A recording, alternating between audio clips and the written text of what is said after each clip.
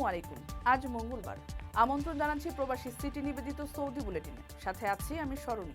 শুরুতেই থাকছে শিরোনাম। কিং আজিজ ফেস্টিভ্যাল নিয়ে ব্যতিক্রমী সিদ্ধান্ত, বিজয়ী পাবেন প্রাইভেট উড়োজাহাজ।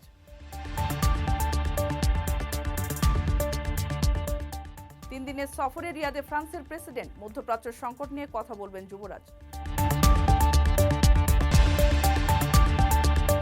খেজুরের তৈরি কোমল পানীয় আনলো সৌদি, স্বাদ ও পুষ্টিগুণে বাড়ছে আগ্রহ। তেল নির্ভরতা কাটাতে চায় সৌদি, গবেষণা ও উন্নয়ন খাতে ব্যয় বেড়েছে 17%। দর্শক দেখছিলেন শিরোনাম, এবারে বিস্তারিত।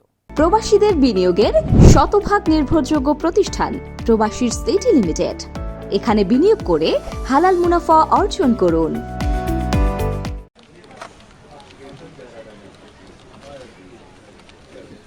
সৌদি আরবের একটি প্রতিযোগিতায় বিজয়ীকে পুরস্কার হিসেবে প্রাইভেট জেট দেওয়া হবে বলে ঘোষণা করা হয়েছে। কিং আব্দুল আজিজ উড ফেস্টিভ্যালের নবম আসরে মানকিয়াত আল জাজিরা শিরোপা বিজয়ী দলের মালিককে দেওয়া হবে ব্যক্তিগত উড়োজাহাজ। উড ক্লাবের চেয়ারম্যান ফাহাদ বিন হাতলিন এই ঘোষণা দিয়ে বলেন, এই পুরস্কার শুধু প্রতীকী অর্থে গুরুত্ব নয়, বরং ঐতিহ্যের প্রতি গভীর সম্মানের প্রতিফলন।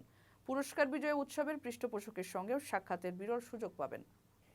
1 বছরের বিরতির পর আল সাদাদ নামে উটের দৌড় প্রতিযোগিতা ফিরে এলো। এটি কিং আব্দুল আজিজ উড ফেস্টিভ্যালের অন্যতম আকর্ষণ। এবার প্রতিযোগিতায় নতুনত্ব আনার জন্য ডিজিটাল প্রযুক্তির নানা উদ্ভাবন যুক্ত করা হয়েছে। রাই আল নাথার নামে বৃহৎ ডিজিটাল প্ল্যাটফর্মের মাধ্যমে এই প্রতিযোগিতাটি পরিচালিত হবে। প্রথমবারের মতো এবার প্রতিযোগিতার অংশগ্রহণকারী বাছাই ভূমিকা রেখেছে সাধারণ মানুষ। এই প্ল্যাটফর্মের মাধ্যমে উট প্রেমীরা পছন্দের দল বেছে নেন। 2021 সালে প্রথমবার আল সাদাত প্রতিযোগিতা শুরু হয়। তখন এটি সৌদি আরবের সাংস্কৃতিক গর্বের প্রতীক হিসেবে পরিচিতি পায়। এবারও প্রতিযোগিতাটি নতুন মাত্রা যোগ করবে বলে আশা করা হচ্ছে। বিদেশ থেকে প্রিয়জনকে উপহার পাঠান প্রবাসী শপের মাধ্যমে। যোগাযোগ করুন স্ক্রিনে দেওয়া নম্বরে।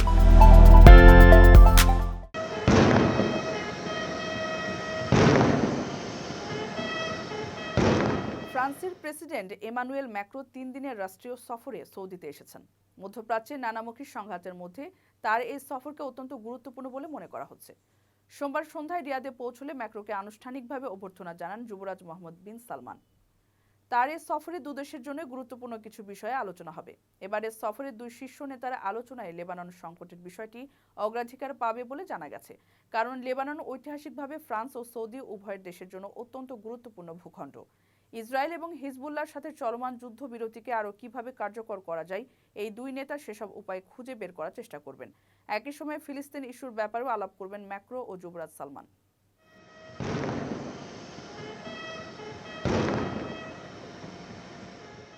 কারো কাছে স্বপ্ন পূরণ, কারো আনন্দের উপলক্ষ, আবার কারো জীবন পাল্টে দেওয়ার মুহূর্ত, কখনো জীবন বাঁচাতে সর্বোচ্চ গতিতে উড়ে চলা, কারো আবেগের শেষ মুহূর্ত, আপনজনের শেষ বিদায়ে শামিল হওয়া। এমন সব ইচ্ছে পূরণে সর্বনিম্ন ভাড়ায় দ্রুতগতির বাহন প্রবাসীর হেলিকপ্টার। আপনার প্রয়োজনে যোগাযোগ করুন আমাদের হটলাইনে। স্বাস্থ্যের কথা ভেবে যারা কোমল পানীয় পান করা এড়িয়ে চলেন, তাদের জন্য সুখবর নিয়ে এসেছে ব্যতিক্রমী এক কোলা। এতে প্রচলিত কোমল পানীয় তৈরিতে ব্যবহৃত phosphoric acid, caffeine, carbon dioxide, কৃত্রিম চিনির পরিবর্তে ব্যবহার করা হয় খেজুর। স্বাস্থ্য সচেতন কোমল পানীয় প্রেমীদের জন্য মিলাফ কোলা নামে এই পানীয় নিয়ে এসেছে সৌদি আরব। প্রাকৃতিক সুপারফুড হিসেবে পরিচিত খেজুর দিয়ে তৈরি মিলাফ কোলাতে স্বাদ ও পুষ্টির ভারসাম্য বজায় রাখার প্রতিশ্রুতি দিয়েছে দেশটি। নভেম্বরে রিয়াদ ডেট ফেস্টিভ্যালে এই পানীয়টির উদ্বোধন করেন সৌদি কৃষিমন্ত্রী আব্দুর রহমান আল ফাদলি ও থুরাত আল মদিনা কোম্পানির সিইও বান্দার আল কাহতানি। সৌদি আরবের পাবলিক ইনভেস্টমেন্ট ফান্ডের সহযোগী প্রতিষ্ঠান থুরাত আল মদিনা মিলাফ কোলার উৎপাদক।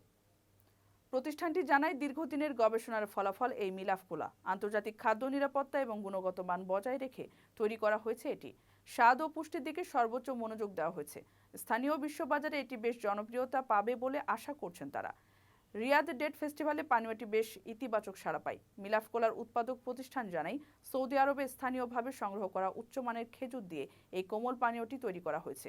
প্রচলিত কোমল পানীয়ের চেয়ে এটি অনেক স্বাস্থ্যকর ও পুষ্টিগুণ সম্পন্ন।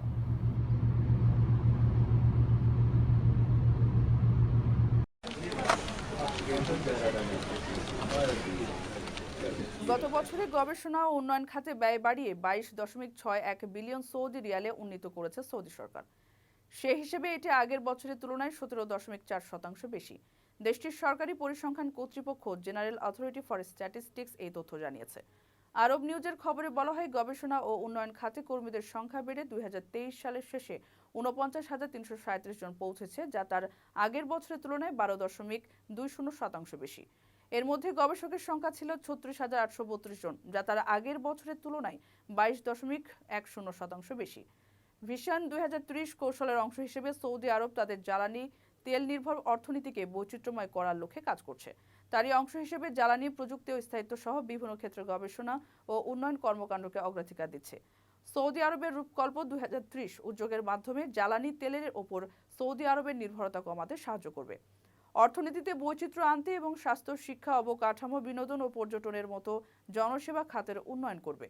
মূল লক্ষ্যগুলোর মধ্যে রয়েছে অর্থনৈতিক ও বিনিয়োগ কার্যক্রমকে শক্তিশালী করা, জ্বালানি তেলের বাইরে গিয়ে আন্তর্জাতিক বাণিজ্য বাড়ানো, সেই সঙ্গে সামরিক বাহিনীতে সরকারি ব্যয় বৃদ্ধির পাশাপাশি সরঞ্জাম ও গোলাবারুদ তৈরি করতে চায় দেশটি। দর্শক দেখছিলেন প্রবাসী সিটি সৌদি বুলেটিন। শেষ করার আগে শিরোনামগুলো জানিয়ে দিচ্ছি আরও একবার। কিং আজিজ ফেস্টিভ্যাল নিয়ে ব্যতিক্রমী সিদ্ধান্ত, বিজয়ী পাবেন প্রাইভেট উড়োজাহাজ।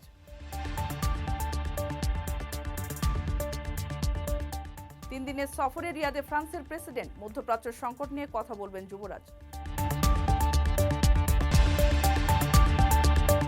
খেজুরের তৈরি কোমল পানীয় আনলো সৌদি, স্বাদ ও পুষ্টিগুণে বাড়ছে আগ্রহ। তেল নির্ভরতা কাটাতে চায় সৌদি, গবেষণা ও উন্নয়ন খাতে ব্যয় বেড়েছে 17%। এই ছিল সৌদি বুলেটিনের আজকের আয়োজনে। প্রবাসের সর্বশেষ সংবাদ পেতে ভিজিট করুন www.probastime.net। সাবস্ক্রাইব করুন আমাদের ইউটিউব চ্যানেল এবং চোখ রাখুন ফেসবুক পেজে। পরবর্তী বুলেটিন দেখার আমন্ত্রণ জানিয়ে আজকের মতো বিদায় নিচ্ছি আমি স্মরণী। সেই পর্যন্ত সবাই ভালো থাকবেন এবং নিরাপদে থাকবেন। আল্লাহ হাফিজ।